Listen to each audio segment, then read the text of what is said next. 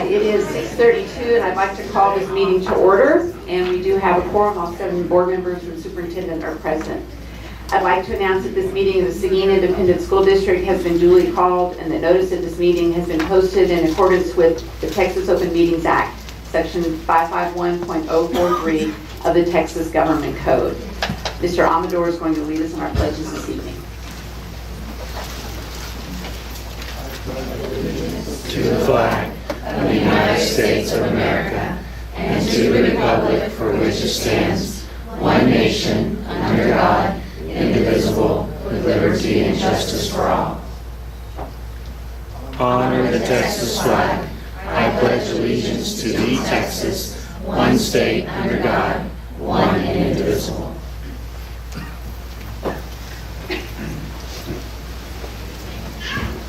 We'll take a little bit of time for a moment of silence, and I hope that we all can keep the people, students, teachers at Santa Fe ISD in mind during this moment.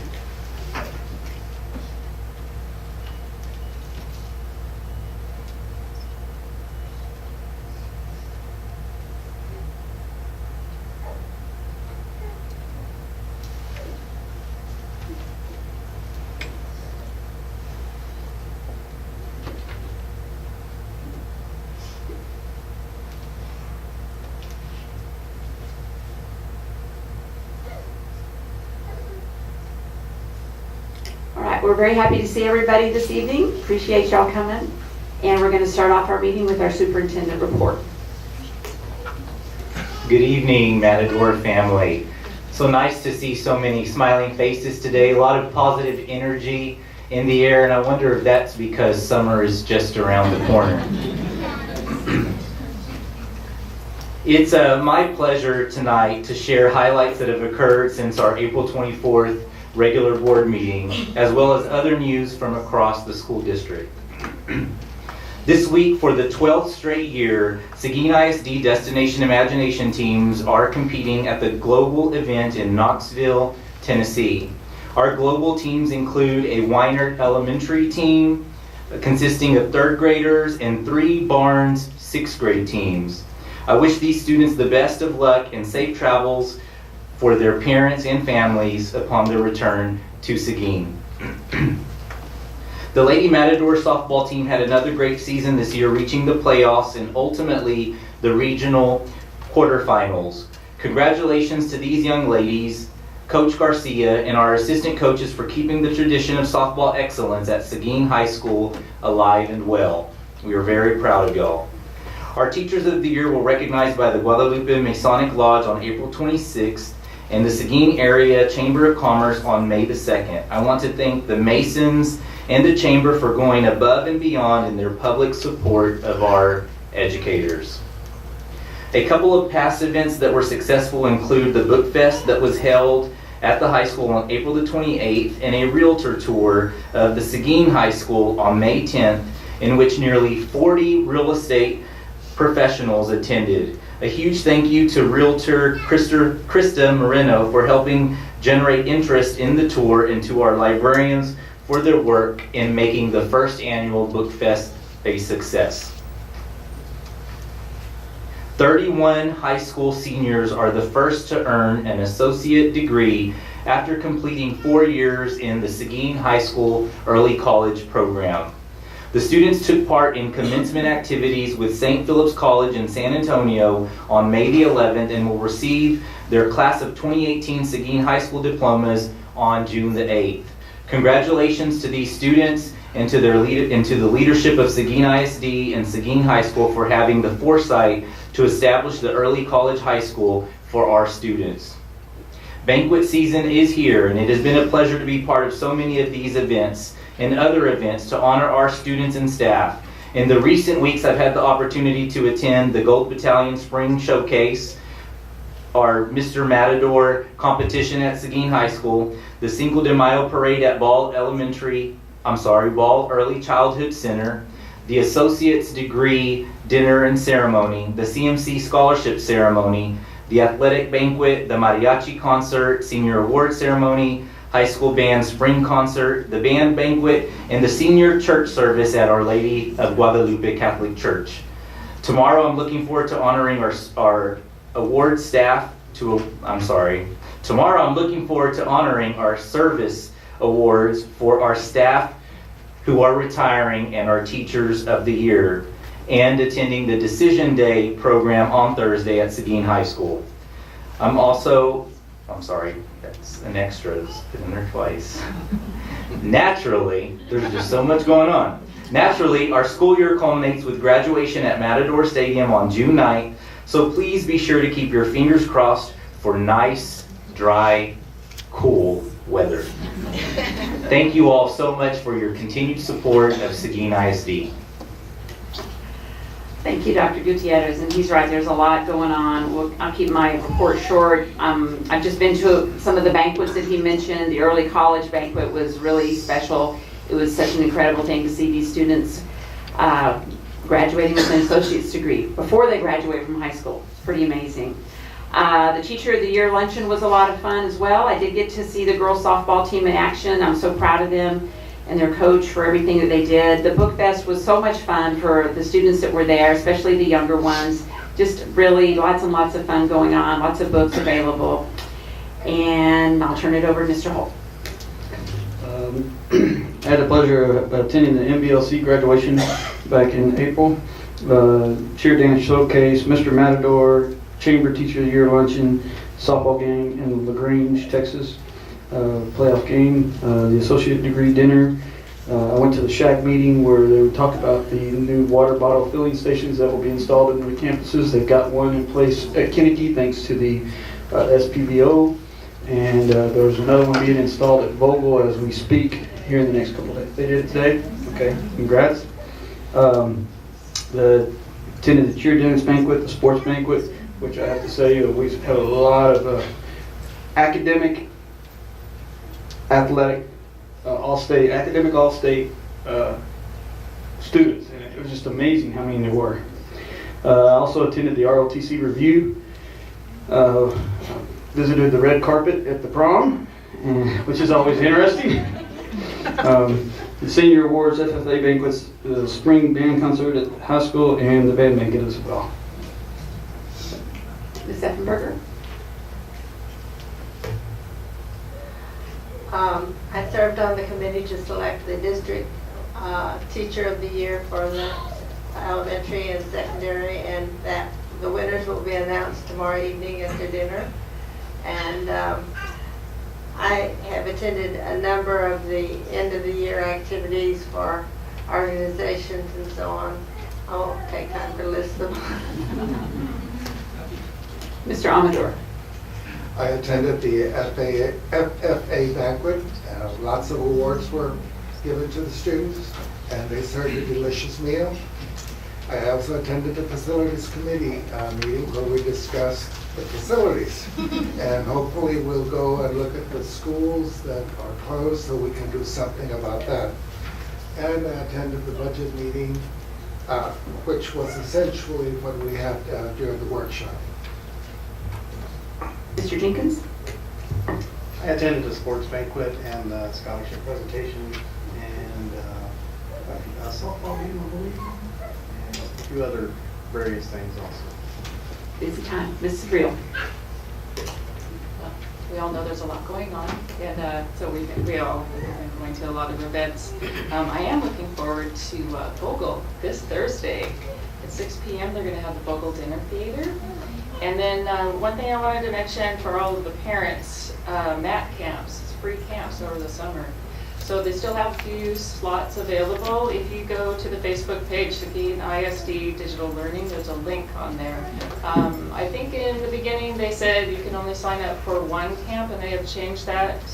You can just sign up for an additional one if you've already signed up your child up for one. So I highly encourage all the kids to get involved in that.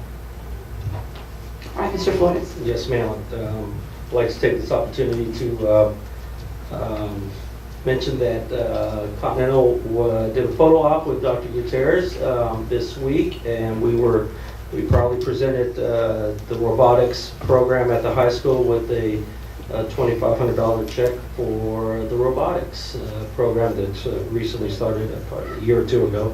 So this was the first year that we presented this, and we will proudly continue this tradition. So that was well-deserved, and we will continue to do that. So I think that's a great program that we started, and we will continue.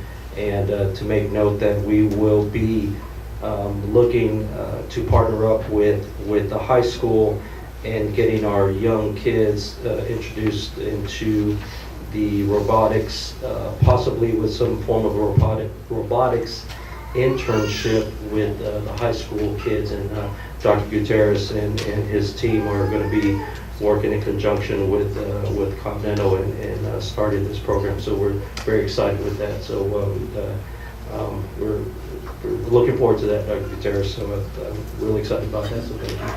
We are too, and certainly want to extend on behalf of the district and the high school our appreciation for the very generous donation to our robotics program. Moving on in our agenda, we're going to look at recognize some of the many wonderful students that we have here at Seguin ISD. And we're going to start off with, I believe, Vogel. So Ms. Reel, I'm going to turn it over to you. All right, tonight's campus presentation will be provided by Vogel Elementary. It's my pleasure to introduce Principal Chanda Block, her students and staff, to tell us about their Genius Hour program. Looking at them. It's just me. We actually do have a video we would like for you all to watch first. And these are two teachers, Heidi Ulrich. I thought I was using my teacher voice. We do have a video, but these are two teachers on my campus who really embraced Genius Hour. I will tell you, this is my 5th year being the principal at Vogel Elementary, and I do it day in and day out for the kids and the teachers. If ever myself or Ms. Sadler have an idea and we go to them, they're like, yes, let's do it. What do we do? How do we do it? And so that enthusiasm and excitement and the rewards that it brings with the children is why I love my job. And so these two teachers, Heidi Ulrich, who teaches 1st grade, and Haley Halbus, who teaches 4th. That's actually, she's married now. That's her maiden name. I'm sorry. And I can't pronounce her maiden name is very hard, so we're just going to say Halbus. So they both have really embraced Genius Hour, and they created this video of some of their students. And then we're going to invite a few students for y'all to ask some questions. All right? So I'm going to let y'all watch the video.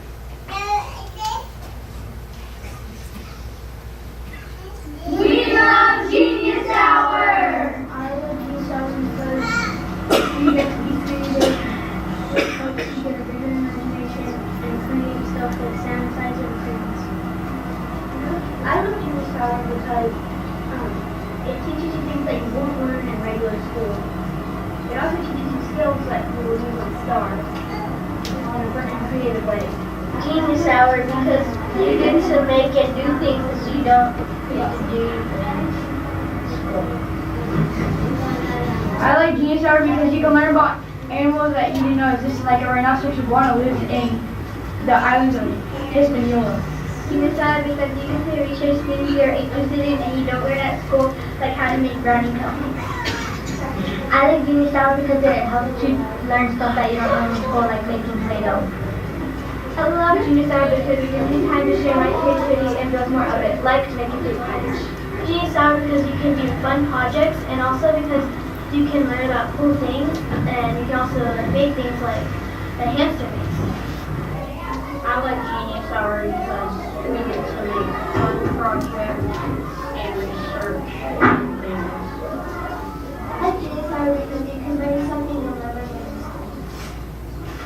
The first step of Genius Hour is we brainstorm three topics with a sticky note.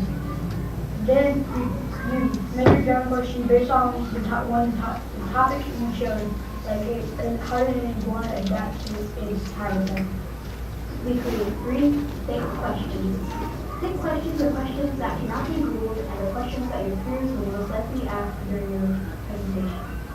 Then you research using the internet, books, people, blogs, and videos. The next step in Genius Hour is creating your quest or your model that you research, like how to make a backpack. You make your backpack in Seguin products. The final step of Genius Hour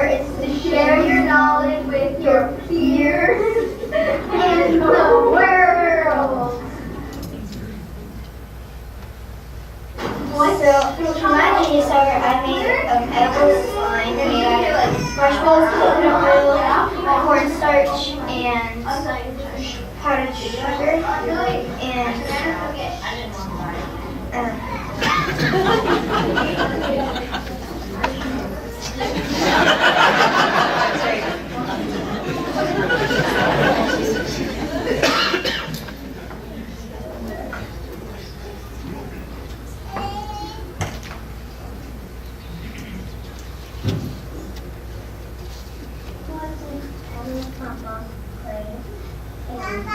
I'm making it 2 times because of that. I get to do fun art like building things. This is my painting to represent our art. My name is Grayson. I am in 1st grade, and what I like to do in enrichment is do art. I painted a flower after I was learning about Jojo O'Keefe liked to paint after nature, and she uses watercolors. So I painted this flower after I learned about her. My name is Sarah, and in 1st grade, my favorite thing to do in enrichment is STEM. My favorite activity is paper airplanes, and Elise had to go 2 feet. My name is Carly. I'm in 1st grade, and my favorite thing to do in enrichment is STEM. The thing that I like to do in STEM was the catapult, and we had to make the object go 3 feet long, and it was really fun.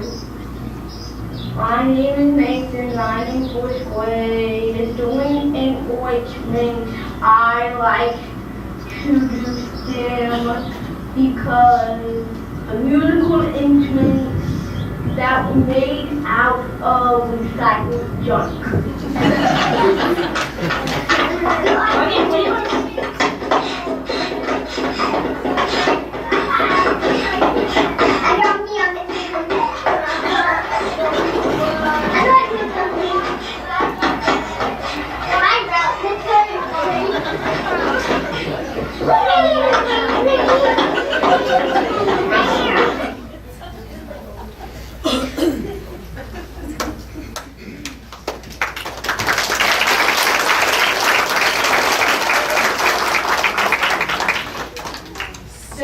As you can tell, Genius Hour looks a little different from 1st grade to 4th grade. And it's not just the students in these classes. These are all the 4th graders who meet certain requirements that are getting enrichment.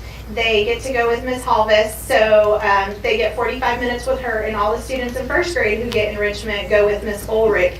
And in 1st grade they do STEM, and in 4th grade they get to kind of choose their projects. There were lots of fun. I think they made purses, and I get to eat lots of baked goods, and they get to do anything they want, and they research it, and it's all about their creativity and their interests, and it's all the stuff we don't get to do on a day-to-day basis, but they're learning how to be explorers. And so I can kind of let them talk and tell you about it because I know they've really enjoyed it this year. And this is Emery who made the edible slime. So tell them what you like best about doing the projects. So what I like best about Genius Hour is you really can't learn anything about the projects you do in school, like math. You can't learn how to bake cupcakes in math. What I like best in Genius Hour is like you get to research things that you're interested in, and you don't learn that stuff in school. The thing I like about Genius Hour is that you get to do anything you want and be creative, and it's stuff that you don't learn in school. Morgan, do you want to tell them something about doing enrichment? What's your favorite thing to do? My favorite thing about enrichment time is I get to do STEM, and my favorite part about it is making music. And I do want to say thank you to the parents in 4th grade, especially because the kids came with all these very intense projects, and I know they spent hours in the kitchen and hours at home researching, so I do give the parents a big round of applause because they were willing to work.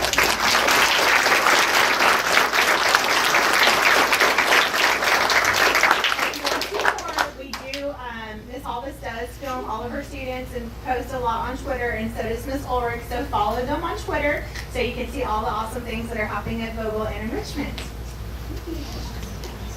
Thank y'all so much for coming up this evening.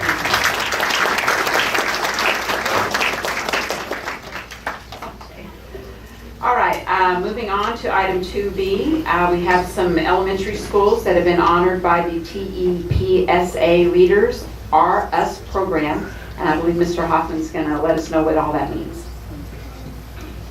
Good evening, Board President, Dr. Gutierrez, board members. It looks like the Genius Hour musicians may need to visit with Mr. Malden about a band budget over at their campus. Exactly. Each year, the Texas Elementary Principals and Supervisors Association, also called TEPSA, awards certain select elementary schools across the state for their student leadership programs. And for a number of years, Weinert and Vogel have been recipients of that award, which holds true this year. Those two campuses are 2 out of 85 elementary schools across the state to be awarded by TEPSA once again this year. McQueeney Elementary School also received a leadership award from TEPSA. They are one of 30 elementaries across the state. When you consider how many elementary schools there are across Texas, it makes these awards that much more great. So we'd like to bring up Ms. Mary Hernandez, interim principal at Weinert, Chana Block in that order, Chana from Vogel, and then Yomeda Guerra from McQueeney, so they can tell us a little bit about their student leadership programs at their respective campuses.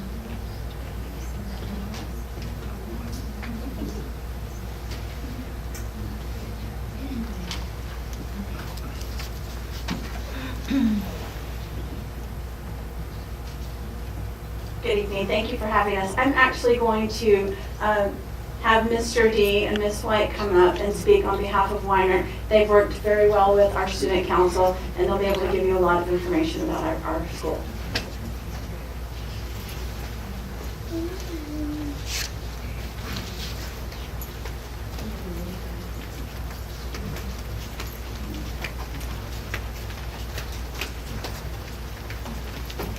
Good evening. I would like to begin by thanking you guys, because this program obviously would not be possible without your support. We are a little excited this year about this award. It's our 5th year to get this recognition, and kind of the habit I've created in this is we just let our student council kids introduce themselves to you. I would like to start with our president. You just tell me. My name is Ezekiel. And then our vice president. Hi, my name's Brylan. Secretary. Hi, my name is Jake.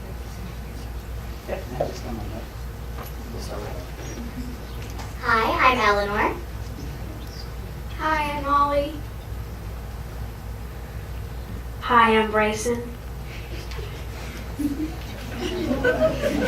Hi, I'm Gracie. Hi, I'm Kayvon. Hi, I'm Evie. Hi, I'm Ayla. Hi, I'm Brianna. Hi, I'm Cheyenne. Hi, I'm Ryan. I like to do that for a couple reasons. One of the things we talk about with our student council is being able to talk in public and getting over that barrier of that fear. And I think this is a great platform for them because it completely takes them out of their normal environment and puts them into something else. This program wouldn't be possible without my helpers also, which are Ms. White, Coach Gonzalez, and Coach Rogers, who are also here with us tonight. And I'd just like to thank you again.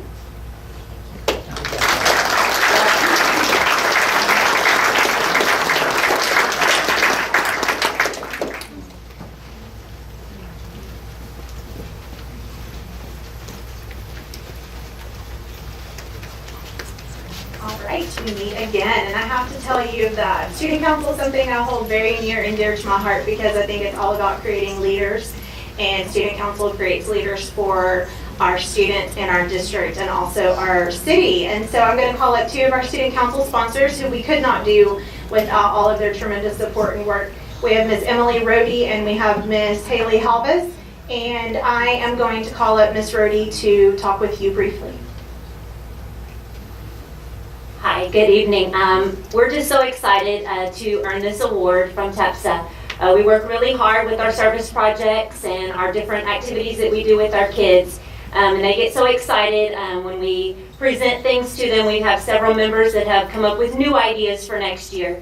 And Ms. Haley Halvis Shooker, I can say her name. She came up with a lot more activities that we're going to be starting next year. So it's just going to blossom into bigger and better things. So I'd like to introduce our members, starting with Hi, I'm JC Townsend, the president. Hi, I'm Caitlin Ray. I'm the historian. Hi, I'm Colby Orrick, and I'm the treasurer. and our fourth grade representative. My name is Connor Cheatham. My name is Jolie Rodriguez. My name is Emery Rapstein. And again, it's they do a lot of work and they do a lot of great good for our campus, and it's also without the parents because they stay late for meetings and they support their students and our teachers. So again, parents, we thank you for all your support. Thank you.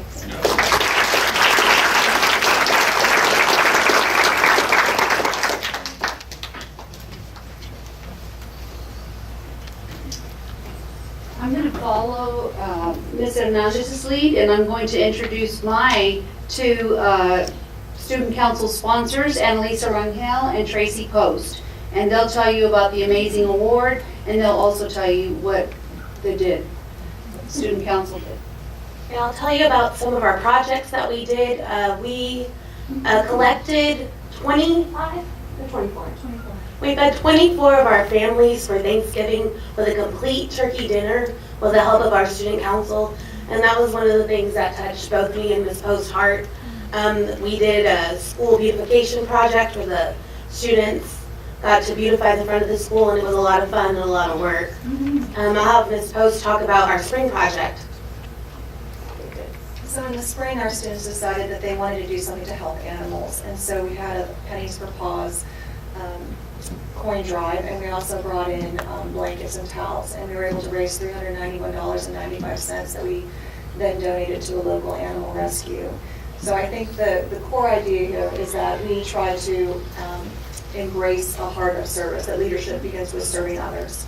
So. Hi, I'm Lily. I wasn't actually prepared for this. I didn't know. That's okay. Do you want to tell them about our trip to Austin? We recently went on a student council field trip to the Capitol. It was very fun. Ran Spider-Man. That was a little bit of a surprise. Didn't expect to see him at the Capitol. That's awesome. It's awesome for you. Learned quite a lot about the Capitol and its history. And yeah. Thank you. Thank you so much. We certainly appreciate the leadership of these students, and I am confident that their leadership will continue on to middle school and on to high school and further. And some of these students are even going to be recognized again. Those students who serve on student council at these campuses will also be recognized again here shortly. All right, moving on to item 2C, we have some student recognition. So we're going to take a look at students and staff that are going to be recognized for success in and out of the classroom. Mr. Hoffman. Again, trustees, Dr. Gutierrez, it's a pleasure to introduce Seguin High School star track athlete Mary Lee. Mary finished third place, received the bronze medal in the state meet on May 1st. for a high jump of 5 feet 6 inches. And we'd like to bring Mary up as well as her coaches, Lisa Almaraz, Rebecca Hensley, Cameron Austin, and if he's here, Thomas Donnerbauer, so they can tell us some great things about Mary.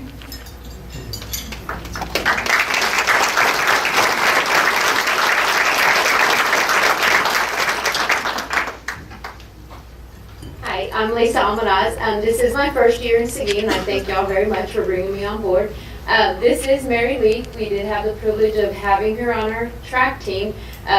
She is a junior. She was coached by us. This is her high jump coach, Cameron Austin, Rebecca Hensley, and Coach John Barr could not make it tonight.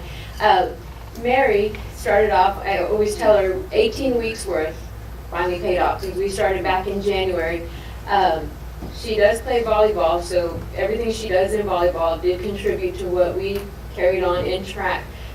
Throughout the season, she had her goals each week, what she planned on doing, how it was going to turn out, and she's just such a humble kid, a humble student athlete. You'd ask her something, okay, Mary, well, what do you think?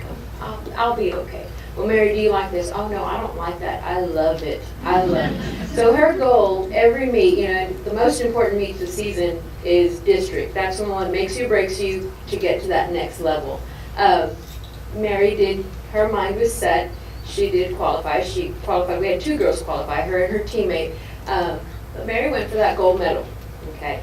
So after that, we go to area. That's out of District 25, out of Austin. And so we go up to the area meet, and both her and her teammate, and they took first and second. Mary did take the gold medal, and she has them all. How are you, Mary? She does have them all here. Starting off with her district medal was gold. Then her area medal, so she did take first, which qualified her onto the regional meet, which is Region 4, Austin, all the way down south to Brownsville, Eagle Pass, Del Rio. So we're competing against other schools. She did come out, that was 16? There were 16 competitors, correct? At regionals. I think it was 16 competitors. Mary did come out first, flawless the whole way through. First place gold medal at regionals, which qualified her to the state meet, which leaves it with, you have 4 regions, they take the top 2. Well, UIL started a few years back a wild card, being that all college university stadiums have 9 lanes. Well, they make an opportunity for that 9th person out of the state, so they take the next best one. So Mary was going in, sitting in 6th place. She's ranked 6th place going in. So out of 9 people. Mary did come out 3rd place overall out of 9 people.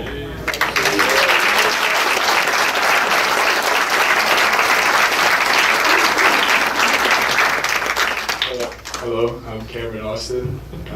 Yes, like Coach Almaraz said, I'm the high jump coach. I did work with Mary for most of the season. I also coached basketball, so I came on a little late. But I was fortunate to have a good track head coach to make sure Mary was in good shape this year. Last year she didn't play volleyball, so we spent a little time getting her in shape. So this year she was ready to go right from the start. Probably a little bit too ready to go with Coach Almaraz's workouts. But like I said, it was a great season this year. As an assistant coach, coaching a high jump, it's really good to have a head coach that supports you, and trusts you as well. She was cool. Right after the warm-ups were done as a team, she sent it right over to me, and we were able to get to work. And we had support the whole season through. I was a high jump coach, but all of us had a major part in Mary's success, whether it was getting her shirts made, warming her up, whatever it was a big time group effort, and a lot of it fell back on Mary. She was a true competitor this season, and she was a great athlete to coach, the kind of athlete you want to coach. So it was a pleasure to coach her this year.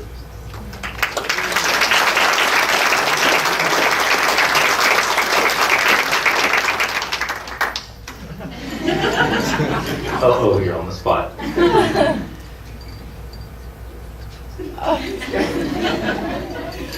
I just want to say thank you for supporting me, and thank you to Boosters Club for giving us gas money to go places, and that huge basket y'all gave me. Thank you so much. Thank you to my coaches. I know I was in pain, but we did it for all the practices. Thank you, Coach Hensley, for the shirts and practice. Thank you, Coach Austin, for putting me through all the hard workouts. Coach A, too. And thank you for doing a great job representing Seguin. We're proud of you. And she's just a junior, A so junior, her yeah. goal is to get back there next year She will. and to be the State champion. All right.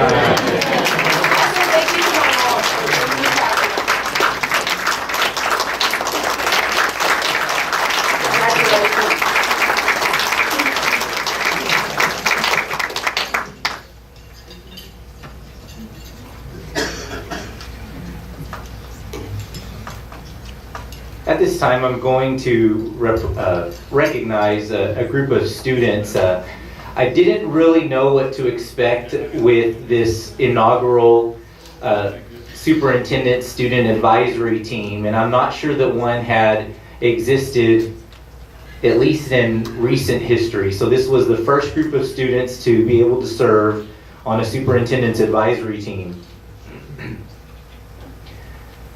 They certainly did exhibit great leadership from the very beginning. As a new superintendent coming in, trying to learn the ins and outs of the district, I knew that I was going to need to visit campuses. And in most cases, when a superintendent comes in, they do visit campuses and go on a tour, typically with your principal. But I thought it would be an even better idea to go on a tour with the students who were going to be representing their respective campuses on my team and learn from a student's perspective the ins and outs of their school, to understand what the points of pride were in their schools, in this district, and to also listen to some of their concerns. And believe me, these kids were prepared. Some of them having notepads with notes, maps to provide to me outlining how that tour was going to look, a list of the things that they wanted to share with me as far as concerns. And so it was really insightful to learn from students right away. And I think that really gave me an advantage coming in as a new superintendent, trying to learn about the school district. But these students also made a commitment to be part of this team this year and to commit time out of their evening once a month. But I think what was the most powerful was the opportunity that these students had to provide feedback as we were beginning the stages of our strategic planning process.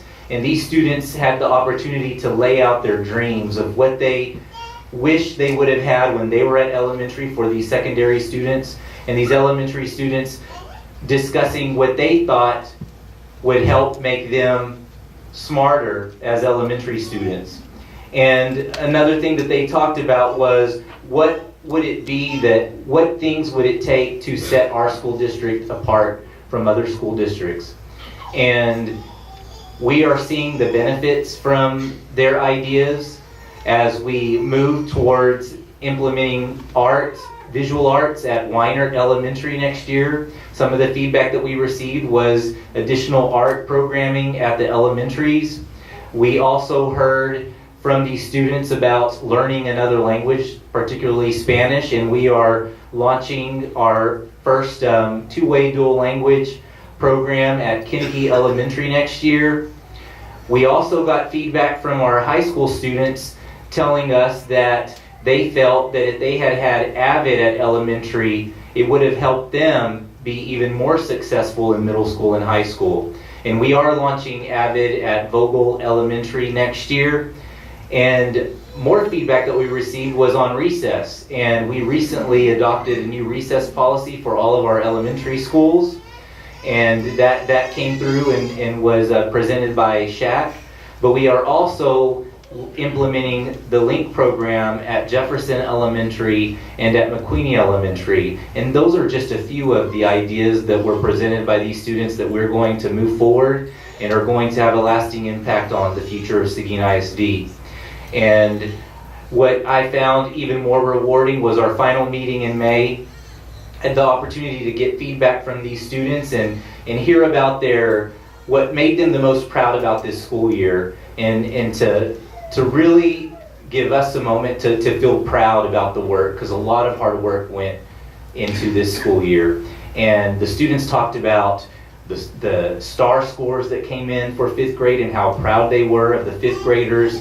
They talked about extracurricular events, but they also gave feedback that really shows that these leaders do care about others and want others to have an opportunity to serve as leaders too.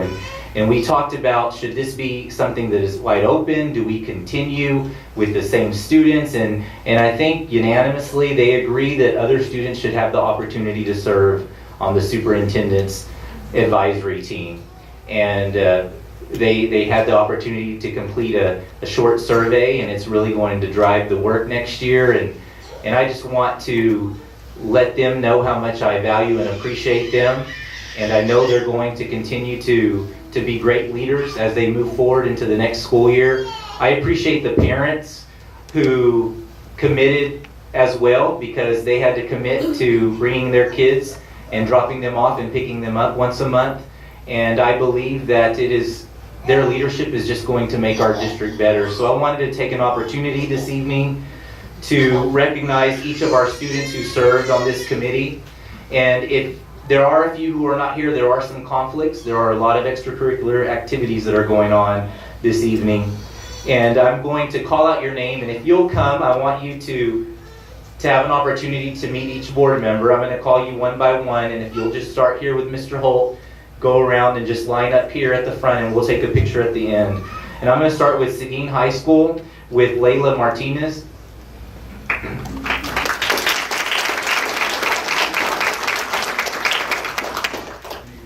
AJ Burns.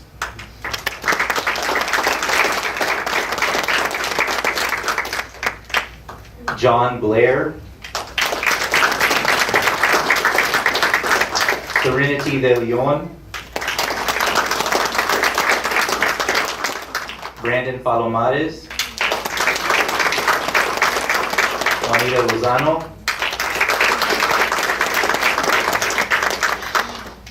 And Kaylee Conan.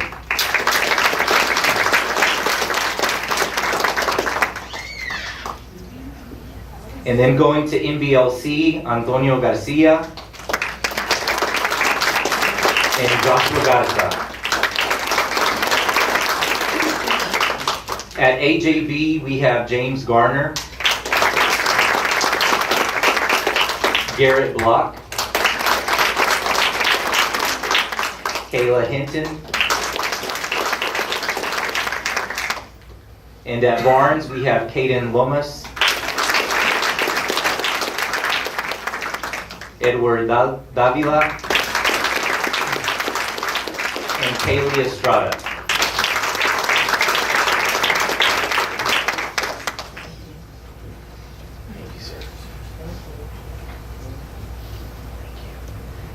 And then from Jefferson Elementary, we have Deanna Priestley. From Kennedy Elementary, we have Ocean Moreno. From McQueenie Elementary, we have Lily Haas.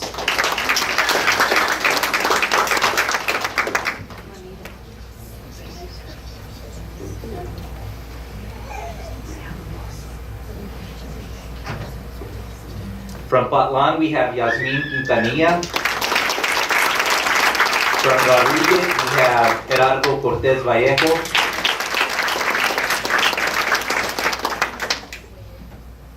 From Vogel, we have Marisa Kapmeyer. And from Weiner, we have Jake Burns.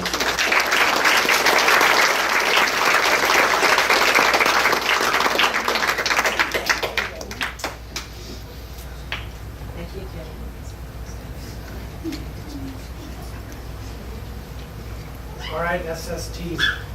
You'll shift all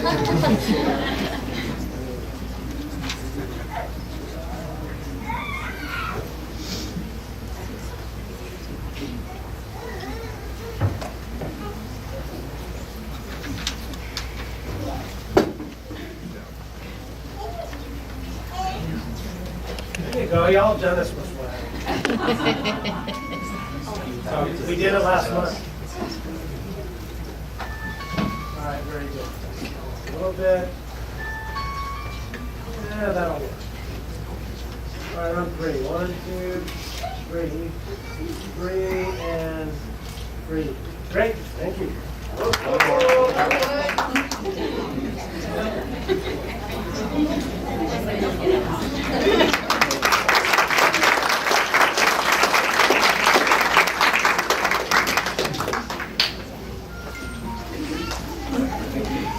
Thanks to all the students and parents for bringing the students. We really do appreciate all the work that you put in this year. Looking forward to another group next year.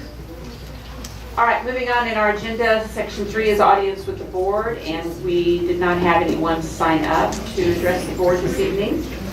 So we'll move on to section 4, which are our reports and information items. We're going to start off with our overview of the Seguin ISD School Quality Survey. It was conducted by K-12 Insight. Mrs. Whitman.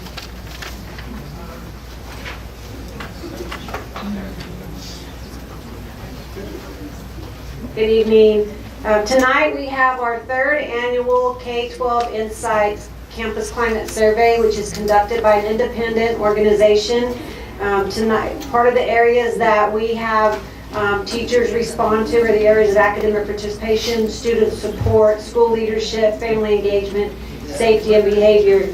This year, with the new leadership, we added a couple new questions that were scored separately so we could still see a 3-year trend on our normal survey. And then we added a couple new questions, especially in the area of student safety and the horrific incidences that schools are dealing with across the nation.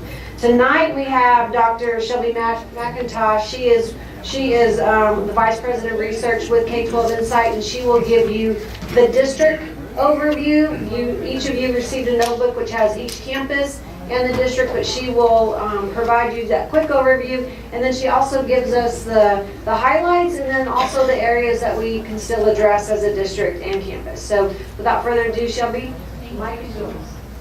Thank you so much for having me. I've really looked forward to coming to see you all the past, I guess this is the 3rd year now that I've been in front of you. So thank you for giving me the opportunity to walk you through this. In respect of your time, I'm going to probably move pretty quickly and keep it pretty high level, but please stop me if you have any questions, and I'll certainly take any questions at the end if you'd like me to dig into anything a little bit deeper. But as Mrs. Whitman said, these are the areas that we cover whenever we survey the staff for you every year. I'll show you some high-level findings for each of those areas. You can also see on this slide the timing of the survey. It went out March 20th this year and was open until April 3rd. We do send that out through email, and each email contains a link for a staff member to take the survey, and then the link expires so they can take that survey one time. A little bit more about this survey. There were 2 open-ended questions in the survey this year. One was, please share why you have remained working in the district, and that was for employees who have been in the district for 5 years or longer, or actually more than 5 years. And then the second one was for everyone, please share any other thoughts you have about your experiences this school year, and I'll give you a brief overview of some of the things that came from those responses as well. Quick note here on participation, it was very strong again. We always aim for 50% among staff. One of the questions we always get is, if it's not 100%, is it representative? Well, one of the first things we do is look at the breakup of who took it. If it's 62% of your staff, which is what you guys had this year, how does that reflect the makeup of your group? And is there one group that was overrepresented or underrepresented? And again, this year we felt good about the representation that we got. However, I will say the responses you see here should be treated just as reflective of those who took the survey. Digging into some of the results here, this is the overall, what we call the overall quality question, where we ask them, how would you rate the overall quality of this school, the school where you work? You can see the answer options are excellent, good, fair, and poor, and the responses have been very consistent over the past 3 years. There's a slight dip in excellent responses this year. The good news to that is that it was made up by the good responses. So we often look at excellent and good together, and when you do that, you see there was very little change over the past 2 years. One thing I meant to say in the beginning is I wouldn't put a lot of weight into differences of 1-2 percentage points. Those would certainly fall within what we call margin of error. We mostly look where we see bigger gaps than that. 5, 6, 7 percentage points or more would be something we want to take a look at.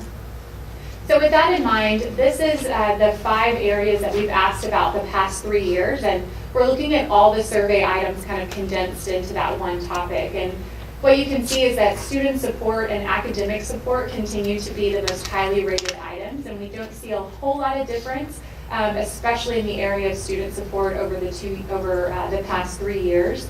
School leadership is another area that's stayed pretty consistent over the past 3 years. We did see a slight dip in the areas of family involvement and safety and behavior.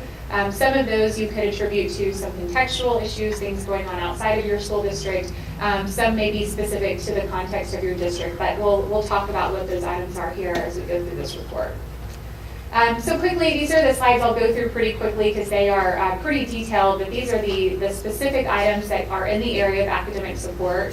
What I wanted to show you here are those items compared by year. And again, overall, you're seeing agreement rates of 84% or more. This is one of the highest rated.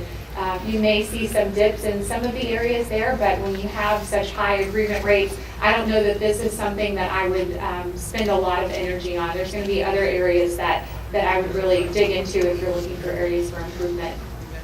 I mentioned that student support is one of those areas that continues to have very high levels of agreement. 2 of the most highly rated items is that teachers, counselors, and other staff members are available for students for them to go to with a school problem or a personal problem. While you may look at this and think, well, this is teachers kind of rating themselves. It's true, however, you can see that they hold that in a very high regard, that it's something that's very important, and so almost all of them are agreeing that this is something that they do.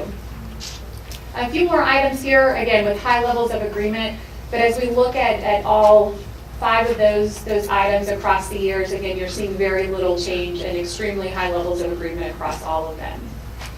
School leadership was an area, again, where we didn't see a whole lot of change since 2016, the first year that we did this. One of the lower rated ones there was responsiveness of administrators. It's not uncommon to see that one to have higher levels of disagreement, because that's sometimes, they may not have liked the response that they got. But nonetheless, this is good feedback for principals and administrators at the campus level, and I'm sure they have looked deeply into their campus level results. Again, looking year over year, you don't see a lot of change in this area. The next 2 are the ones that I mentioned there was some change, and I'll show you some of the items where we saw those changes. So family involvement, the one here you see at the bottom, the school encourages families to volunteer. This was one where we did see a slight dip in agreement rate, so would be really great conversation at the campus level to see where those changes were, and some ideas they have to encourage higher levels of encouraging families to volunteer. But again, I don't want to lose sight of the fact that almost 3/4 of staff members did agree or strongly agree with this statement, sort of picking at those that have higher levels or that we saw some change over the past 3 years. Another one in this area, which is not uncommon at all to see one that has higher levels of disagreement, was the school uses family input to improve instruction. It's not actually the levels of disagreement that causes one to be lower. It's actually the percentage that said they don't know. You can see 18% said that. This is the comparison over here. You can see the one that had the big dip was that one there, and the school encourages families to volunteer. Another small dip there in the area of using family input to improve instruction. So the last one here, last section, and I'm going to show you some of those other topics that were mentioned. This is the area of safety and behavior. You can see one of the items in this section that had higher levels of disagreement was that discipline is enforced fairly. Again, this is not uncommon to see among staff members. This is something that makes their job often very difficult on their worst days. This is the challenge that they're struggling with. So I see this very, very often in this area. This is, again, another one of those topics that is really great to have school level conversations about to better understand what their frustrations are on this topic. This one, very high levels of agreement on this slide. You see a little bit more there. Staff members and students treat one another with respect, closely tied to that discipline one that I just mentioned. And this is all the items on the same slide. One item that I didn't mention was the one you see right in the middle that had a dip there, this school is safe. That was one that I was alluding to earlier, that we teach and learn and live in a very different world now than we did in 2017 and 2016. So again, certainly something to talk about at the school level with your staff members and with principals, but certainly not to lose sight of the fact that the context that we work in is a little different these days. One very positive in this section, you see the two items there about safety and security procedures, that all school staff and all students know these procedures, have very high levels of agreement there for both of those. So when we look at areas of highest ranking indicators and lowest ranking, I've really touched on all of these, but certainly in the highest bucket here, we have those two items I mentioned on the topic of student support. The knowledge of school staff around safety and security procedures, and then two there on the topic of family involvement, which is always really positive to see. And then the items that were ranked lowest among the survey, those ones I mentioned in the area of safety and behavior, some of which are not surprising at all to see. The one I mentioned about schools encouraging families to volunteer, and then the one I touched on relative to school leadership. Really quick, just the last section here, some additional questions, and then I told you I would touch on too some of the themes from the open-ended questions. These were topics here about the increased focus on PLCs and their perceptions on how those have improved teacher collaboration, that it has empowered staff to implement new training. You see 14% don't know. Again, this is a new question, but we are seeing majorities of staff members agree with these, and we're actually going to show you results by role or employee type. High levels of agreements here for these, and these are actually on all school staff members have received current up-to-date safety training, so again, consistent findings on that topic, and received the necessary training to respond to potential campus crisis. High level of agreements there. This is what I mentioned in terms of looking at this by role. It's not surprising to see that administrators have strongest levels of agreement here. Keep in mind, this is percentage of strongly agree or agree. So when you see the classified staff numbers a little lower, it's very possible that they said they just didn't know because of their specific job function. But it is obviously reassuring to see high levels of agreement among paraprofessional and teachers, especially on the topic of safety training. I mentioned that we asked staff if they have worked for Seguin for more than 5 years, and those staff members, we asked them why they have stayed to work with the district. And for us at K-12 Insight, this was the most positive part of the survey, our favorite part. In fact, the researcher that worked on that, I feel like I almost lost her. She almost quit and came and moved to Seguin and decided to teach again. But some really great, warm, fuzzy comments. And if you're having a bad day, I encourage you to read through what some of your staff members said about their working environment here. There were 190 of those responses. And the other interesting thing that happens about this is sometimes you get very low numbers of responses to open-ended comments because they have to feel very inclined to respond. It takes time to type out a response. So they have to care very deeply about the question to respond. So to have 190 of them offer up a response is a really big deal. And these are the themes that came out of that. Staff members really loving their colleagues, really loving the students that they work with and that they serve every day. The desire to get back to their community, really liking the environment of their campus in which they work, loving their relationship with their campus administrators, and then their work responsibilities, just saying that they really love their job and they have a high level of job satisfaction. So again, very, very positive, warm, fuzzy type of responses there. Just some very high-level key insights. I've touched on all of this, but just to kind of summarize it and wrap it up in a nice bow for you, and then certainly any questions that you guys have. I mentioned that the participation, again, was very strong this year, which we like to see. They won't continue to take the survey if they don't feel like you value their feedback. So it's nice to see that that has stayed consistent over the 3 years. Again, 81% saying that the overall quality of Seguin ISD is excellent or good, same as last year. And then we talked about further unpacking efforts to engage families, that there was a dip this year on that topic of encouraging families to volunteer. Talked about the very high percentages of staff that agree that they are available to students when they have a school issue or a personal issue. And then we talked about a couple of items in the area of safety and behavior, feeling that their school is safe, that discipline is enforced fairly is another topic, And then one of the last bullet there is just a common recommendation that we make. Can't say enough about the value of the conversations that happen at the school level, often with principals and their leadership teams, to really unpack the data and turn it into an actionable plan. That's what makes this feedback really valuable. I think I'm done. If you guys have any questions or anything that I can give you more information on.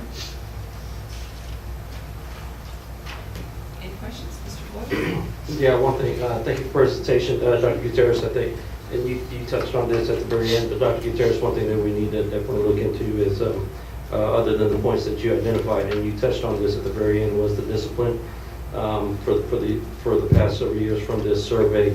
That was one of the lowest, ranging in the 60s and the high 60s. And this year it dropped down to 60% as far as the discipline not being fair across the board. So I think that's something that we would, I would like to see that we put a little focus on too, please. As you indicated that staff members and our employees want to see that we are being responsive to the survey. So seeing that is pretty low compared to some of the other bullet points on there, I think it's something we need to address. Thank you. Mr. Holt? And I'm going to piggyback on that. After reading all the responses, and I'm so grateful that we're getting a lot more candid responses, and I know that they're important to the people, and to get them out there. A majority of the discipline, or our responses pertain to discipline and how we weren't effective on that, which was, I say that, but I mean, it was kind of half and half. It was all the good stuff and then the discipline aspects. But you know, that's part of staff morale, is whether or not we're supporting the campuses individually with support from the administration on discipline, and so it's definitely something we need to look into. I know it's been an issue. It's been a hot topic. Dr. Gutierrez and I have talked several times about it already, but definitely we want to further explore what we can do to assist those campuses. Each one, please. Absolutely, and we've had those discussions as far as what we can do to support discipline, and now that we've had a year to really understand what some of the root causes may be, we certainly plan, just as we did the mid-year evaluations that I did that was part of my 90-day plan, to have one-on-one meetings with principals to understand where they're at as far as after having weeks to reflect, but also allowing opportunities for principals to collaborate, to talk about improvement. And we've had discussions about discipline and what we can do to tighten discipline, particularly at the secondary schools, at middle schools and the high school. And some of that is also not just really firming up a discipline plan, but also helping teachers understand how to build relationships with kids, because a lot of it boils down to having a relationship with the kid. So making sure that we have professional learning in place to help teachers be able to build relationships with kids. But another factor is the level of engagement. If teachers are keeping their kids engaged in quality instruction, then you're going to have fewer discipline problems. And so that's another component of the summer symposium and the learning that teachers will engage in when they come back from the summer, is further understanding their standards, understanding how to unpack those standards, how to understand rigor and relevance framework. We're going to dig really deep into that at the secondary level. And I think with really reevaluating our discipline plans, helping teachers build relationships with students, and supporting teachers so that they can provide quality instruction should help us make gains in this area. And again, if teachers see that we're being responsive to this feedback, then they're going to be more willing to provide open and honest feedback, and that's what they want to see. And I hope that we can continue to see an increase in participation. Absolutely. Just one other comment to Dr. McIntosh. I greatly appreciate your candidness and coming forth and helping us with this. I know that 3 years ago we brought you on board because of our staff morale, and I know that you've seen an increase along with me in reviewing these numbers. I just thank you for all your service and keeping it the anonymity aspect of it to where we need to keep it, so that they're more likely to respond. I think that is critical, and principals that are here, please tell your staff we appreciate them going in and filling out the survey and being honest. You know, sometimes it hurts a little bit to read some of the things that were written. Discipline is something that we know we hear a lot about from the staff. We also hear about it out in the community from parents. So I think, you know, we can really take a good hard look at that. And then the other thing that I really took note of was the lack of volunteering, or volunteers feeling as though they're not welcome at the school. So I hope we can address that sometime over the summer as well at some of the campuses, because I would hate to see any parent turned away that wants to come in the doors and help. So let's do what we can to get them in. Any other comments? All right, thank you. Thank you again.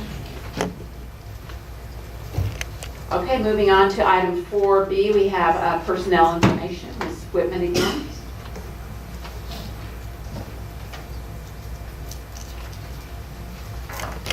Thank you very much. And just to piggyback off that new question is, you know, we do our exit surveys when people leave, and as a group we kept thinking, well, how can we get some more feedback? And we changed the process and also asked why you stay. So it was nice to see some feedback on that.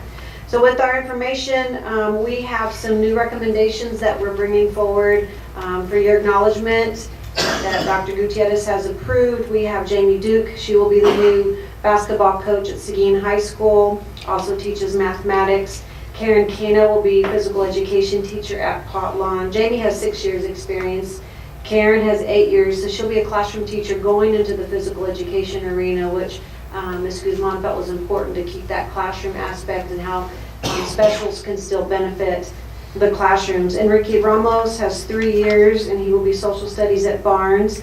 Esmeralda Vielma, she is 4 years experienced teacher. She will be our new dual language kinder teacher at Kennedy. So we're excited that Ms. Moreno is going to have somebody that has some experience implementing this new program. So it was very, very great to hear that she accepted that offer. Matthew Ibarra is brand new, coming out of Texas State, but he's a theater arts teacher, and he's very familiar with the two folks at AJB and has done some observation hours with that campus and has a lot of great creative ideas to help Barnes with their theater program. Benjamin Yock has 10 years experience coming to us for special education and athletics. You can also see we had some internal advancements in the district. We reclassified our instructional coaches at the middle schools to become academic deans. Crystal Mata made a lateral move to focus on that academic dean position, which will assist Ms. Gonzalez. Krista Miranda at Barnes will also be shifting to the academic dean position. And then our very own Michelle Sines has been with us a long time at Volgo as a bilingual teacher, has advanced to the position of counselor at Ball Early Childhood. So she's going to be a great asset at that campus.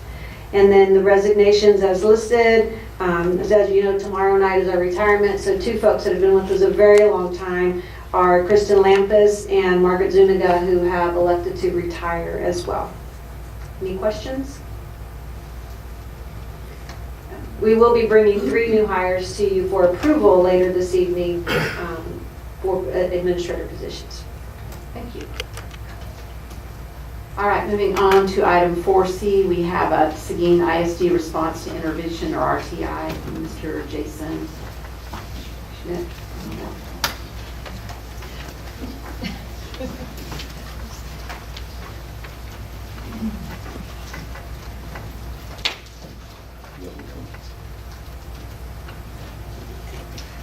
Board President Thomas Jimenez, members of the board. It's not on. Let's try this again. Teacher voice. Board President Thomas Jimenez, members of the board, Dr. Gutierrez. I'm going to be joined tonight by a couple of people. I do have Dr. Venus Valenta.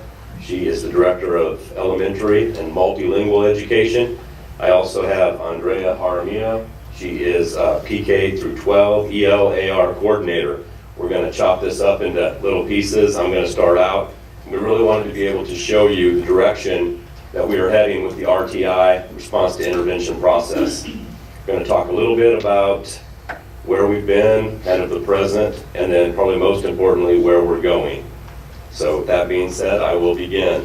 And Jason, just before we get started, I certainly want to give thanks to our school board for making the investment in professional learning, and I really think that it's made a huge impact already on what's happening on the campuses, and we have the opportunity to take principals to Solution Trees, PLCs at work in San Antonio back in November, and had the opportunity to send a team to Solution Trees RTI at work, and I feel very confident, having had the opportunity to go through this before, that this is really going to transform the way we do RTI, and I'm really excited about this team sharing that learning and what's in store in the future for this very important process with the word tonight. Thank you. So from May 1st through 4th, we had the opportunity to take a team of leaders, instructional leaders here in Seguin ISD up to Des Moines, Iowa for the Solution Tree Response to Intervention workshop. The group that you see here, and if you all want to stand, if you're still here, that would be great. If anybody has any questions later. We had Venus Valenta, who's here, Allison Pape, who is over in Tennessee right now with DI, Ms. Jaramillo, Cynthia Moreno, Yomeda Guetta. We had Linda Guzman, Robert Ariola, Meredith Stadler, Amber Gonzalez, and James Diaz. The whole purpose of this group was really to get instructional leaders here in Seguin ISD, really across campus levels, across campuses in general, and really trying to build that team. This is now going to be our RTI, basically committee that we're going to start meeting monthly, really to look at processes, to really figure out what it is that we can do to help maximize the number of students that are being successful. So once again, if anybody has any questions later, we do have this group, and thank you. We are going to be meeting together May 29th. Thank you. All right, y'all may be seated. Thanks. So quickly, the why. 4 objectives that we really need to be able to cover tonight, and I feel confident that we are going to be able to reach that goal. So really talk about what the goal of RTI is. This is not a new thing, but it is really going to be kind of looked at as integrated in what we do and not a separate thing. So hopefully we'll be able to establish that. Want to be able to make connections between RTI and PLCs, or that professional learning community concept that you've heard us talk so much about. Also, we want to be able to evaluate where we are currently, look at our practices and talk about where we're headed in the future. And then also really want to be able to make sure that our processes that we have in place are aligned with the strategic plan. We're very excited. We really began some work there, and the work that we're doing seems to be relevant in terms of meeting the strategic plan goals. With that being said, just looking very quickly at one of the goals there of the response to intervention process does align with our strategic plan, which you see right here, just looking at the first commitment, was to be able to create professional learning experiences that will yield innovative and engaging classroom experiences. We want to be able to talk about that a little bit during this presentation. Without reading this whole document, we did want to look at the other commitment, which is to provide instruction that is engaging, relevant, and collaborative. The big thing here that you're going to hear us almost use interchangeably is the PLC concept and RTI. They're woven together, and you're going to see how that works. So we're very excited about that. Some of the input that we had coming in when talking with campus leaders, visiting campus principals at the beginning of the year, really asking about professional development and initiatives. What we've heard over the past few years is that things kind of get piled on top of each other. We go different directions, and then we kind of will abandon some things and start something else. The whole purpose of this is to really be able to have some fidelity and be faithful to the commitments that we've made that are aligned to the strategic plan. RTI, just very basically, in some places you'll hear it referred to as MTSS, or multi-tiered support structures. It really is, and you're going to see some graphics here to help kind of discuss this, and I should say clarify it. But it's going to talk about looking at students' academic strengths, their academic performance, as well as the behavioral performance that was mentioned earlier as a concern based on what we saw, some of the feedback from the K-12 Insights survey. It's also going to look at layers of interventions. We're going to really take this concept that we began going back several years where we have our tier 1 instruction, and then the kids that didn't get it, we kind of remove them and put them somewhere else in a different environment and provide them interventions. We're going to be looking at this a little different. So when students don't get it based on the common formative assessments that we give and based on what we're doing in the classroom, we are already going to have planned strategies in place to be able to hopefully quickly, but more importantly, just very laser sharp focused, get them to where they need to be while they're still getting that same high level instruction taking place in the classroom. So this is what it traditionally looked like as far as RTI. When the RTI, the pyramid they often refer to it as, came out initially, they used, as you can see here, the public health and disease prevention, kind of a metaphor. If you take a look at the base of that pyramid, if we are talking something in terms of health in general, the green area, which would generally, back in the day, they would refer to that as about 85% of people are going to be getting primary, or they're going to be getting kind of a tier 1 level of support, which basically means people will get vaccines, people will eat properly, and they would be healthy, if I'm going to use this health metaphor.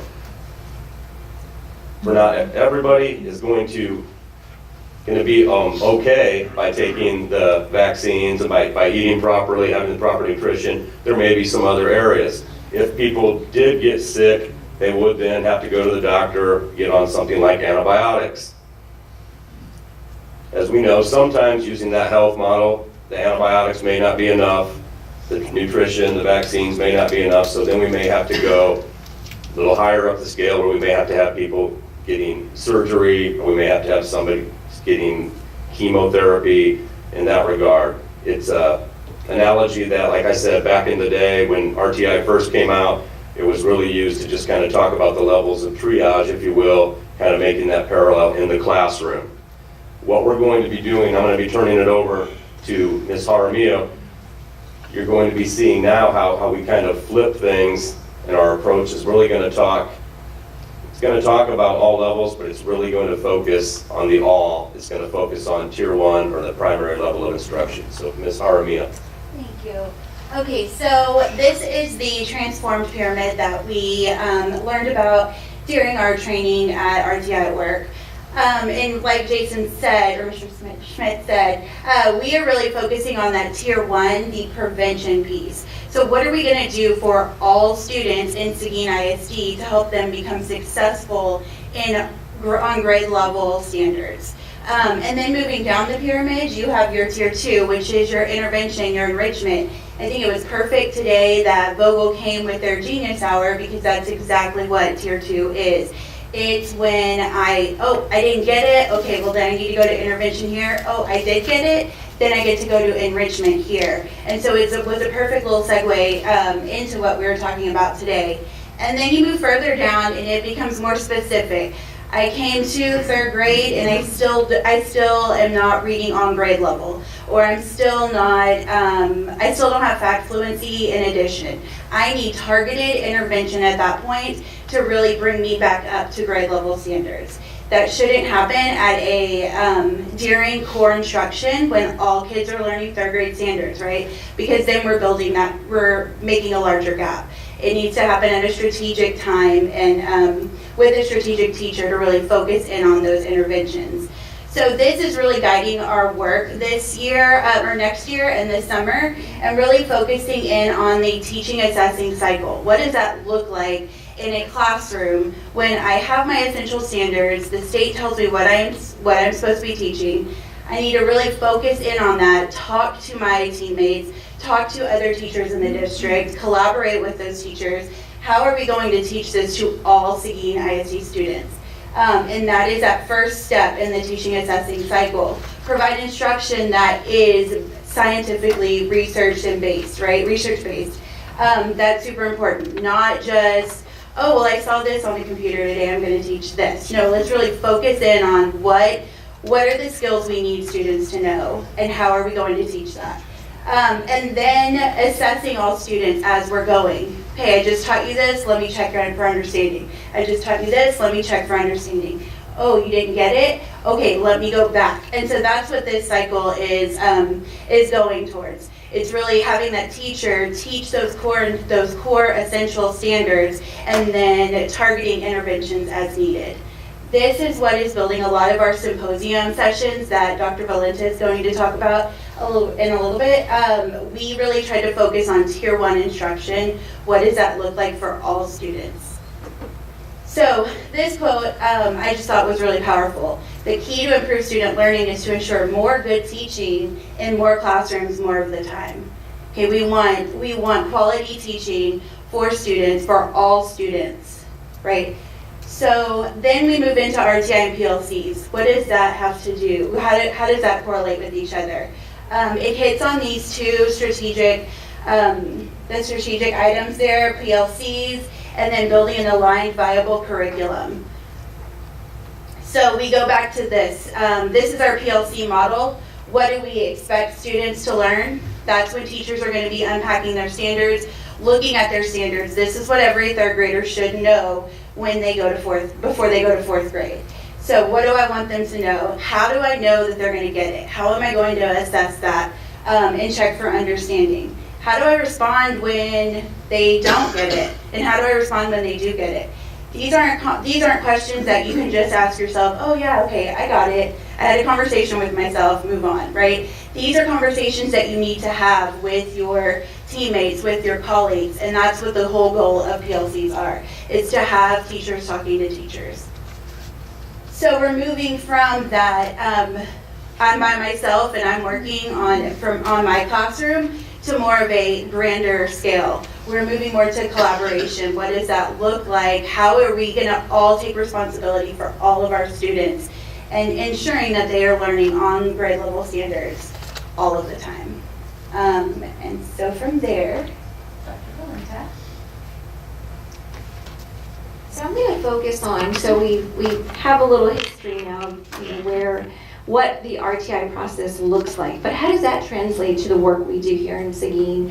And so this isn't something new that just happened this school year. As Mr. Schmidt alluded to, this has been a process that has been in place since 2013-14. And at that time, there was a consultant with Region 20 that the district contracted with for 10 days to support and really looking at the academic and behavior instruction and interventions that were provided in the district. They included leadership training at that time and basically developed a common language for the district. At that time, they also started their first RTI committee and subcommittees within that to address behavior, English language arts, math, and some of the forms that are held within the RTI documentation process. And then in 2014-15, there was a 36-day contract that was developed to work with schools, and particularly they would have 2 days during the school year to work at campuses. And at that time, the committee also developed an RTI document and a website with resources for teachers and parents. And the website is up, and I'm not sure if any of you have perused that with the documents that are still there. There was also professional development provided in August of that year, as well as holding monthly meetings at the district level with the RTI committee. And then in 2015-16, they moved from the 36-day contract with Region 13 to just a 10-day consulting with the Region 13 Service Center as well, and really focused on some of the behavior supports and interventions as well. And at that time, principals were getting support to address RTI through their leadership meetings, and that was up through October. And then in 2016-17, most recently, there was no contract with the service center. So what are we doing currently for what have we done in 2017, and where the next slide will show where are we going in the future. And so as Dr. Gutierrez spoke earlier, we did send a team of 11 individuals to the RTI conference, but prior to that in November, all principals went to the the PLC conference, and that was held in San Antonio. And of course, the strategic plan was adopted in December. And one of the things that we are very aware is that TEA did come to conduct their audit. And so one of the things that we're looking at right now in order to take a proactive approach, because we have not received their corrective action items. So one of the things that we're doing is to make sure that we send the committee to Iowa for a conference through Solution Tree PLC so that they can merge, so we can merge PLCs and RTIs together. And as well as principals had to send a letter to parents, and this is according to our Senate Bill 1153, letting parents know that in addition to their core instruction, if their child needed more intervention support, as Ms. Jaramillo addressed, maybe something outside of their reading block because they weren't reading on grade level, parents received a letter from the campus principal indicating what those interventions were, so that they were very aware of the services that their child was receiving during the school year. So what are the next steps? So we've developed an RTI district level committee, which will be all the members that went to the conference, the 11 members. We're going to provide continuous support through our Leadership and Learning Services Department to address the academic and intervention resources and support to teachers to provide to our students, as well as we need to go back and look at the original RTI document that was compiled back in 2013-14 and address some of those areas that really need to be changed. In discussing the summer symposium that Dr. Gutierrez addressed earlier, and we do have 3 strands during our summer symposium that teachers can choose from a list of sessions. And the first one is the content area initiatives, and those initiatives range from the writing classroom all the way to streamlined TEKS, as well as some guided math sessions within that strand. We will have another strand of professional learning communities, which will address the unpacking TEKS that was mentioned, as well as implementing effective professional learning communities. And then we have our student impact strategies, which I know our special ed department is looking at our levels of support model that will be addressed at that time, and also looking at, for example, common formative assessments. And we talk about writing across content areas and writing in a science classroom. One of the things that we're also doing is we will have a community meeting, 2 community meetings that will be coming up on May 31st. And we do have a 30-minute meeting in the morning, and as well as that evening, because we really invite the community and our parents to know what the RTI process is like. We want the community to be educated and our parents to know, if, especially since they received that document several weeks ago, and if they have more specific information, our committee members and I know our Learning and Leadership Services Department will be there to address any questions that they may have.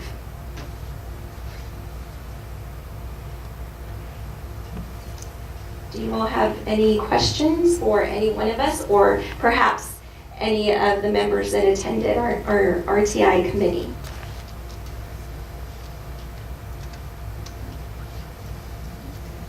I'd like to say thanks one more. Yeah, real quick, is this community presentation going to be available other than May 31st? We haven't scheduled any other times, but that's definitely something that we could look at. Yeah, I think it would be beneficial for some of the parents that work 12-hour shifts. It might benefit some of those individuals that do have the 12-hour shifts in some of our manufacturing sites. Just a thought. Thank you. And maybe you can video it and Or, put it yeah, online, put and it that online, way yeah. at least they can access it at some point in time at their convenience as well. Or even the ones that do attend can go back and in case they missed something in there and they didn't catch it all. So Appreciate that. Thank you. Thank you. All right, moving on in our agenda to the consent items. Policy BE local states that consent agendas shall include items of a routine and/or recurring nature grouped together under one action item. All such items shall be acted upon by one vote without separate discussion unless a board member requests that an item be withdrawn for individual consideration. The remaining items shall be adopted under a single motion and vote. This evening on the consent agenda items, we have approval for board minutes, regular meeting, April 24th, 2018. The approval of tax collection reports for April 2018. The approval of proposed budget amendments and financial statements for April 2018. The approval of donations received in April of 2018. The approval of Jim Barnes Middle School and A.J. Briesemeister Middle School secured vestibules, and the approval of the publication of notice of public meeting to discuss budget and proposed tax rate. Do any of the trustees, would anybody like to see anything pulled? Mr. Holt? yes, I'd like to see letter E pulled out and so we can have further discussion on it, please. Okay. Any others? All right. Do I hear a motion to approve the consent agenda items excluding item E? So moved. Second. Mr. Flores gave me a motion, Mr. Holt gave me a second. Any other discussion? All in favor, raise your right hand. Opposed, same sign. Motion carries 7-0. All right. So we'll move on to the Jim Barnes Middle School and A.J. Briesemeister secured vestibules. And I don't know about the rest of you, but I gotta find it in my paperwork. Page 51. Yeah. Good evening, gentlemen. Hello, good evening, board members. I'm Aaron Miranda, the purchasing coordinator. I'm here to address any questions that y'all have on the process, the procedures for how the RFP may be conducted. And any questions I have, James Lasagna, operations director, as well as our architect, Fluger, and Mr. Holt? Just a couple just that I noted. Last time we saw this before us, we approved Fluger to begin the design phase of it. We have not seen any updates with that design yet, but yet we've got RFP on it already. And then I noticed that we only had one response to that RFP. Is that correct? We only had one response? Correct, that's correct. Okay. And the initial was estimated that would come in roughly about $250,000 per school. Or did we add a larger scope to the project and expand it? So the actual original plan was 800,000 was what was projected by the architects. We came in at 713. Okay, I must have, in my review back of the prior meeting, okay. So we came in under the 800, okay. But this would do, and then I guess just the scope is more what I'm concerned about as far as like AJB. What are we addressing at AJB other than just the vestibule? Are we addressing the fencing and the surrounding areas? I guess so. There's more scope that needs to be discussed on it, please. We have addressed both the secure entry vestibule at the main point of entry at both the A.J. Briesemeister and at Barnes, and we've also incorporated perimeter fencing in both campuses, and we're addressing all the exterior doors to upgrade their hardware. We have met with both campuses several times, so they're very aware and very comfortable with the design approaches that we've taken, and certainly the presentation that we've made to them can be made available to y'all tomorrow as soon as I get back to my office. So. The plans are actually on the website for the RFP. And the plans are on the website, so they do have some 3D images in the drawing set. So if you go on the district website and access the plans, you can see some images of what we're proposing to do at both campuses. Okay, fantastic. And when will all the work begin? So we are targeting this summer, and we're targeting a notice to proceed basically the day after school lets out. We are working with the recommended contractor to see if we can get a couple more days in jumpstart. Summer is a very tight and aggressive schedule. It's no longer 3 months like it used to be when I went to school. It's a lot shorter now. So we are trying to maximize every single day that the kids are out of school so that we can turn over a fully functioning school when school reconvenes for the 2018-2019 school year. And I assume there's no summer school at either of those campuses? No. Okay, thank you. All right, Mr. Flores? Yes, ma'am. Dr. Gutierrez, these plans that they're talking about, was that presented to us, and did I miss it? I just want to make sure, because if that's my fault, I want to be aware of that. No, it was not presented to the Okay, board. next time, would you please make that available to us? I have no problems with this, but I just want to make sure that I want to see this before next time. But it was presented. Yeah, I don't remember seeing it. No, it was not presented to the board, but Okay. it was presented to I wanna make sure. the campus principals, and they really liked the design. So. Yeah, I would, yeah. I mean, that's great. I just, if it's that good, I want to make sure I want to see it. Okay, no problem. Yeah, no, that's not you, sir. I just wanted to point out, one of the challenges was the time frame associated with properly bidding and trying to align that with board meetings, and that's part of the reason why it kind of didn't occur during the meeting. If we miss something, the board members, I want to make sure we miss anything. Any further questions? Move for approval. Okay, thank you, Mr. Flores. I have a move for approval. I'll second that as well. All right, I have a motion and a second to approve the Jim Barnes Middle School and A.J. Breed Middle School secured vestibules. Any further discussion? If not, all in favor, raise your right hand. Opposed, same sign. Motion carries. Thank y'all. Let's get to work. All right, good. That's right. Under budget is good. There's no red, right? All right, moving on in our agenda, I don't believe we need to go into closed sessions because of the cancellation of yesterday's meeting. Anybody? Yes. You think would like to go into closed? Okay. All right, then we will go into closed session at 8:09 p.m. Yeah. All right, we're moving back into open session at 8:31 p.m. And let me find my place here. We're going on to section 7A, possible action on professional, including appointment, employment, evaluation, assignment duties, discipline, or dismissal of a public employee.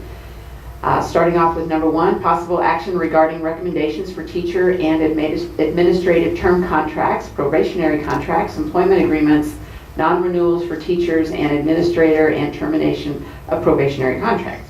So, Ms. Jimenez, we are recommending that those contracts are approved as submitted. all right. Any questions? Do I hear a motion for approval? Mr. Amador, do I hear a second? Mr. Jenkins, any further discussion? If not, all in favor, raise your right hand. Opposed, same sign. Motion carries 7-0. Moving on to item 2, possible action to select school improvement and community engagement officer. Board of Trustees, we have a recommendation for our school improvement and community engagement officer.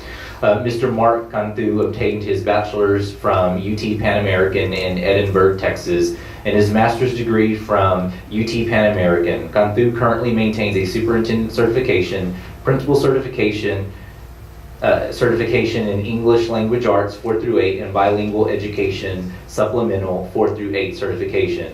Mr. Cantu started his teaching and education in 2006 and has been a school administrator since 2009. Mr. Cantu is currently serving as the Director of School Improvement for the San Antonio ISD, where he is assisting 17 struggling campuses. Mr. Cantu is very excited about the new strategic plan and district goals that have been set for Seguin ISD. He is looking forward to joining the Seguin ISD team and feels this district is a great size and under exciting new leadership that Seguin ISD has great potential. So at this time, I'd like to introduce Mr. Mark Cantu.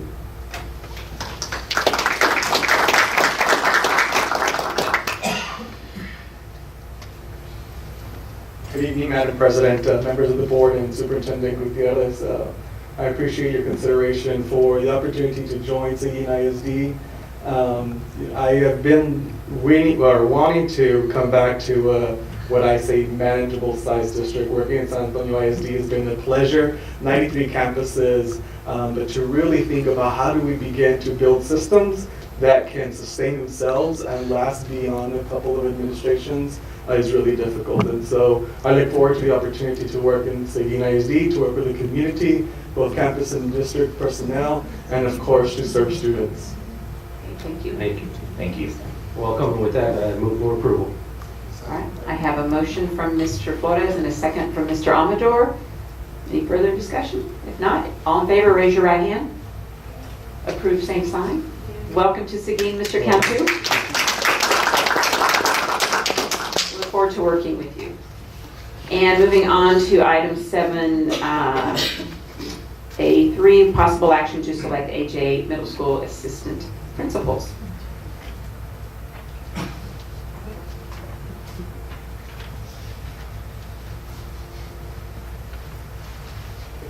Good evening again. Tonight we were bringing two names forward for consideration of assistant principal. The first name we're asking for consideration on is Mr. Dale Gonzalez. Mr. Gonzalez has his bachelor's degree from Texas A&M, Sean? With the focus of interdisciplinary studies, and he obtained his master's degree in educational leadership and policy study from the University of Texas in Arlington. He maintains his principal certification and middle school math and science and an 8-12 mathematics certification. He is currently he began his teaching career in 2013 as a math science teacher. And for the past 4 years, he's been at Pearsall as a junior high instructional coach, teaching Algebra 1 and also running the junior high athletic systems there. He feels his leadership experience will help him in his new role as assistant principal and feels he has a lot to offer students at this age group. And he's very excited about possibly joining the AJB middle school team and looks forward to meeting the students, staff, and parents. So at this point, we're asking for a recommendation for Mr. Dale Gonzalez. We move for approval. Second. Mr. Flores has given us a motion and second by Mr. Holt. Any further discussion? Not, all in favor, raise your right hand. Opposed, same sign. Motion carries 7-0. Thank you and welcome, Mr. Gonzalez. At least he's wearing the right colors here. Yes, I had to buy the box because they only had one yellow tie and it was with a white shirt with the box. It cost me a little extra, but it was worth it. I just want to thank you for the opportunity to work with you guys at Seguin. I've been working at Pearsall ISD for a couple of years, and it's been an exciting journey over there, going back home and helping get out of that hole that they were in. And I'm looking forward to getting better here at Seguin and taking my skill set and making my mark here at Seguin ISD and with the parents, community, and especially those kids, and making those positive relationships with everybody there. Make a difference. Thank you. And I know Ms. Gonzalez is looking forward to building her new team. I'm just wondering, is there like water over there that produces Gonzalez's with his principals? I mean, come on. Yeah. Y'all are going to have to work that out with the kids. Well, speaking of that, Michelle Castillo said she would change her name to Gonzalez just to make it easy. Ms. Michelle Castillo has obtained her bachelor's degree from UT, so it's going to be a little rival over there between you guys. In government, a master's degree in education at Texas State University. She currently also maintains her principal certification, has her K-12 ESL supplement, 4-8 generalist, and an EC through 4 generalist. She's been in education for 13 years as an elementary teacher and also has played several roles. She's been a math and reading interventionist. She's been a response to an RTI specialist, so that's going to fall right in line with what our goals are. And she's then she was the campus instructional coach for an elementary school at Hayes. She currently serves as a district-wide assessment and accountability specialist.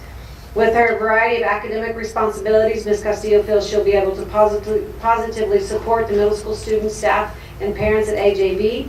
She has an outgoing personality and energy that we know the students will enjoy. She is very excited about her leadership opportunity. In her interview, she said she will not give just 100%, but 100% and more. So we have a recommendation for Ms. Michelle Castillo. So moved. Okay, I have a motion from Mr. Holt. Do I hear a second? Mr. Jenkins beat you to it. Any further questions? All in favor, raise your right hand. Opposed, same sign. And welcome, Ms. Castillo.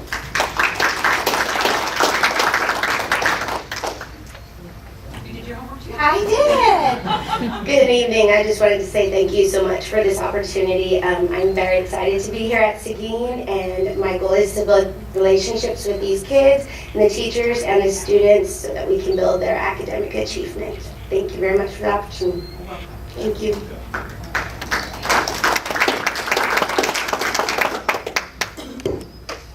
I believe that's it for our action items, but we do have a little bit of time here for board comments. Anybody have any comments or requests? No? Awfully quiet this evening. All right, okay. Well, if not, then it is 8:39 and we will adjourn this meeting.